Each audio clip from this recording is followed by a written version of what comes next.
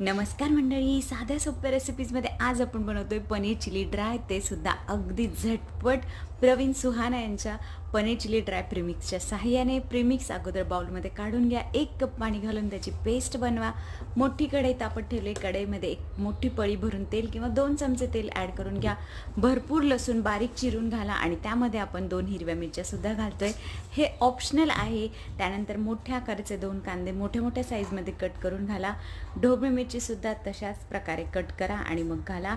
आणि तुम्हाला हवे असल्यास तुम्ही ह्याच्यामध्ये गाजर, बीन्स, आणखी ब्रोकली वगैरे काहीही ॲड करू शकता. पनीर न तळता फक्त क्यूब करून ह्याच्यामध्ये आपण घालतोय.